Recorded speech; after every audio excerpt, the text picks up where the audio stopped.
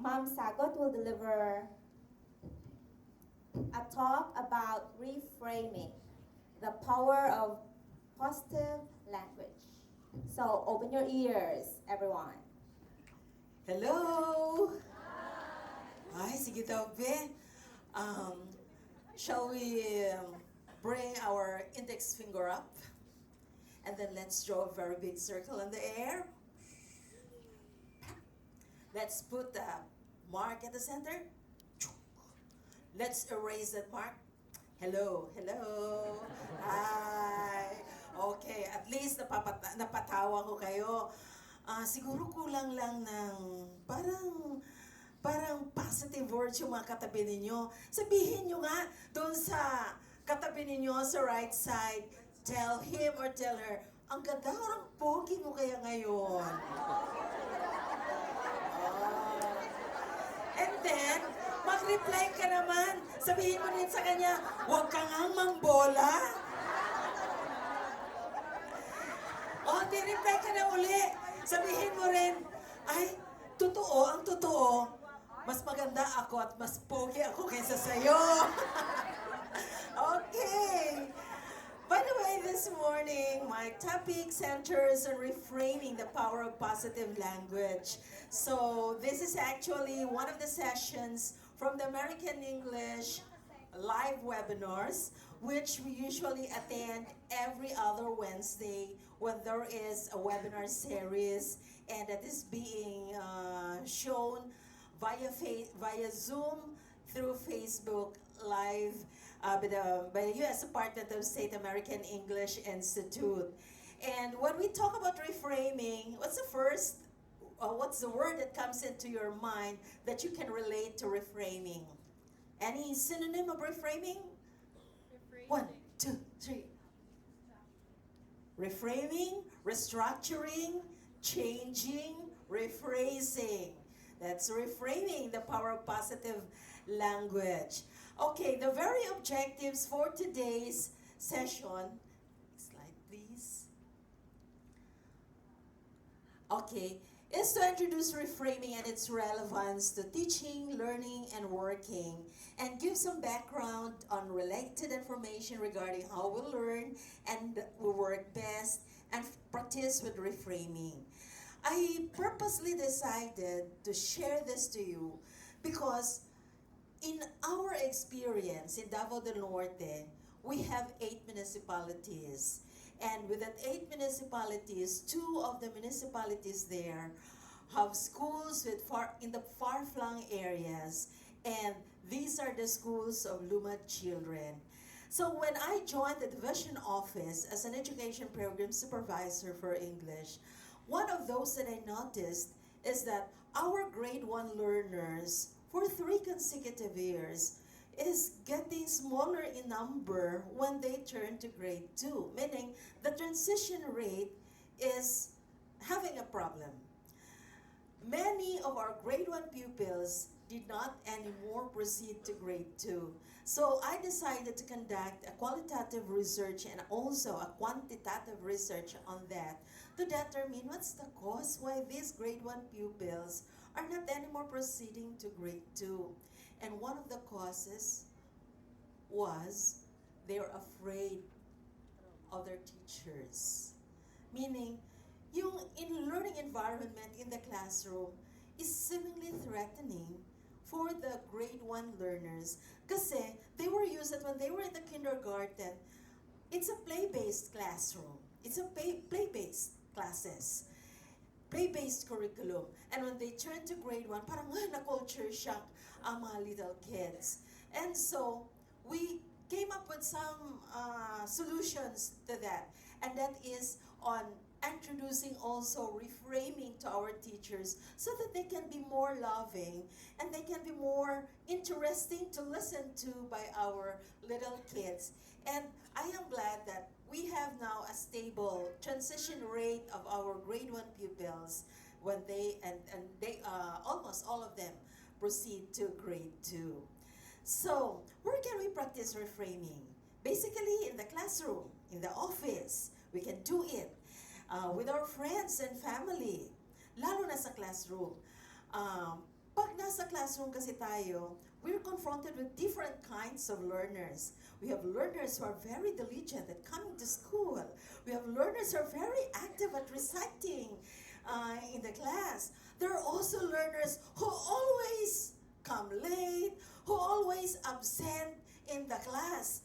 And mas marami yan doon sa Pilipinas. Ewan ko lang dito sa Cambodia. Are there a lot of absentee students in Cambodia? Marami ba yan? Ay, doon sa Pinas, ang daming nag-a-absent.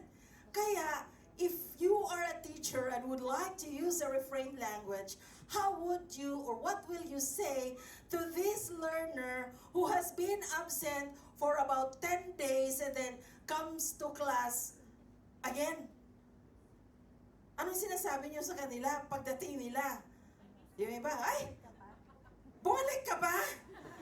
Buhay ka pa pala? Ha? Are you still alive? Eh, you're still alive. Buhay ka pa pala at bumalik ka pa. Ano nga ba naman dapat nating sabihin sa kanila? You know? Ano kaya pwede nating sabihin sa batang nag-absent for 10 days and then he comes back to school? Anyone? Wow, cute yun! I miss you! Where have you been? Oh, it's been a long time. I haven't seen you. I miss you. Eh, yung batang, he keeps on coming to school and then he smells bad kasi parang hindi naligo. What shall we tell him? Ligo-ligo po pag may time. Maligo ka rin pag may time, ganyan ba? Huh? Or someone who has a bad odor on his armpit, how would we tell them in a reframed language? Kasi ang dali kaya nating sabihin na, baho mo naman, no? Baho mo naman. Pero paano ba yun sabihin where we cannot hurt feelings of people, of our friends, of our learners, and basically even for us, MOOCers, and who will perhaps become MOOC team leaders and will be dealing different kinds of personality, different kinds of members, different types of attitude of people. So how do we refrain our language? So, do you always say every day when you go to work, I am so happy while learning and while working? Is that your mantra every day? Hopefully so.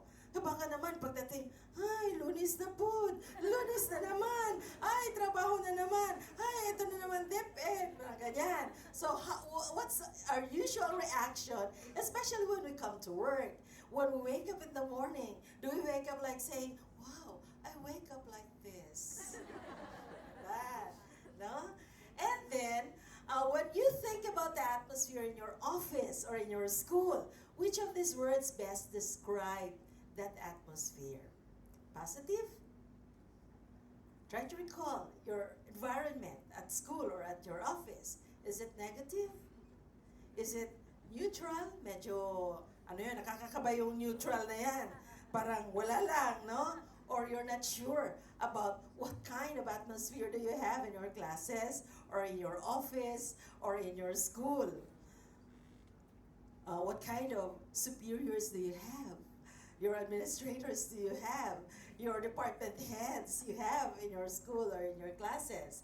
Or if you took a 50-point exam and got 40 correct answers and 10 incorrect answers, would you rather see your score as plus 40 or minus 10? Plus 40. That's good. If you see it as plus 40, at least you'll just say, I'm giving also myself a room for improvement. Kaya hindi ko muna perfect. Diba yan, no? May mga palusot na mga ganyan, no? Diba? Okay. So, what happens in our brains when we are learning? Sabi nga that our brains, when we are learning,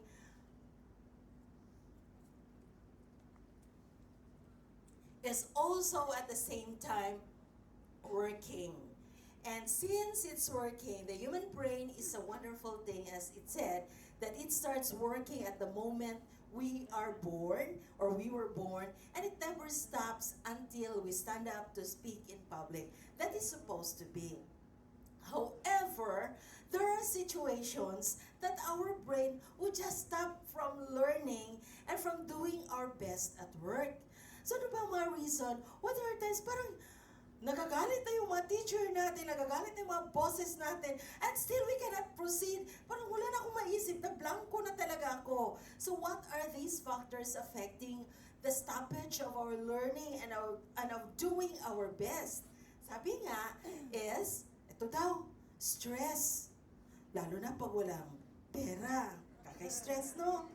Anxiety, pag walang boyfriend. Embarrassment, pag napagtawanan. Anger, pag iniwan, etc. and some other negative emotions. And if these situations are also present, these factors are present in our classrooms, surely our learners would also have a stoppage of learning. Therefore, what can we do? Anong pwede natin gawin? Unang-una is, this is it. Let's take a look at the word crisis. So, we'll try to see if you have a refrained mind towards the word crisis. Kasi pag sinabi ng crisis, we usually relate it to the word problems. But for some, and it has been said that in the Chinese language, the symbol for crisis includes the word opportunity. It's just like the making of a pearl. A pearl is a very precious gem, but it comes from a very sick oyster. So despite the difficulties, there are still opportunities and there are still best things happening with that sick oyster that produce the best pearl. So we have just to think about changing our words, changing our minds. So if we meet or if we have problem, what do you usually say to yourself? I have a problem? I have a problem. Is that the way you say? Or you will say it as, I am being challenged today. So, alin ang mas bongga? May problema ako ngayon. Or, na-challenge ako ngayon. What you think would appear better than the two? Is it the word problem per se or the word being challenged? Challenge. Na-challenge sa mga assignment ng MOOC na nag-meet ng mga deadlines, no? Challenge for complying the requirements ng mga screenshots na binigay ng mga requirement almost very close to the celebrations of learning. Ayan. Okay. One more way of changing words and changing minds. Mistake. If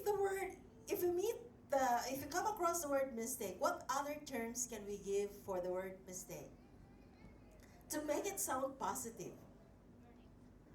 Learning lessons, learning steps.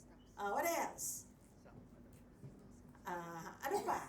Sabi na ba, oh, I got a mistake. I'm mistaken. Sabi naman ng isa, I'm just taking my learning steps. Haba-haba ng hair, no? I'm just taking my learning steps. Okay, or it's a lesson learned. Instead of saying it as a mistake, we consider it as a lesson learned. Kasi lahat naman tayo nagkakamali. Pero the best thing to happen is when we learn the lessons from all those mistakes we have gone through. Another word, disruptive. Dami kayo nating mga batang very disruptive in the class. Nakakakonsumi, no? Nakakairita. Yung mga batang very disruptive. But if we will tell directly that child, you're very disruptive. You destroy my day. You disturb other learners. So how could we possibly say something positive to that seemingly disruptive learner in the class? What's the best word to use? Any? Challenging. You're a very challenging child. Nakaka-challenge ka talaga. What else? Huh? You're so alert. Why? Very good. You're so alert. Oh, what else? You're so energetic. Come here, come here. You're so energetic. Okay. So, yeah, we we can say you're very enthusiastic. You're just so enthusiastic about the lessons, about the activity. You're so energetic. You're so alive. And sometimes, if you will tell his classmates about who he is positively, parang nag-change din yung ideas ng bata doon sa klase ng disruptive na individual na yon. Okay. Next word, please. Impatient. Marami ba tayong mga impatient dito? Ha? Especially when, doon sa Davao, there is a very popular investment scheming doon. When we invest money, and then after 1 month, that money that we invest will be multiplied by 3, by 4, and then by 5, and then after a month, we'll be waiting for our payout. And then during the time of waiting, the people, especially the teachers, are having the sickness na tinatawag na payoutism. Nagiging impatient sila. Ang tagal namang umabot na mag 1 month na ito, kailangan ako mag-pay out na ganyan. So, meron talaga mga tao na mga impatient, and they even cannot control their emotions the moment they're impatient. So, if we come across people who are impatient, what could be the best word that we can describe them the other way around to make it sound positive? Any? Excited pa rin. What else? Some more? Hala, I know when you're silent, you're thinking. I'll continue thinking. Yeah, okay. So, pag impatient, just very keen, just very eager, and so, naka-guess si ma'am. Being excited. Oh. So, when our students are just too impatient waiting for the end of your session, then sabihin mo na lang, huwag ka nga excited. Andito pa nga ako, nagpaganda nga ako dahil sa'yo, tapos excited kang umalis. No? Yan. Kaya nga, for teachers who have a lot of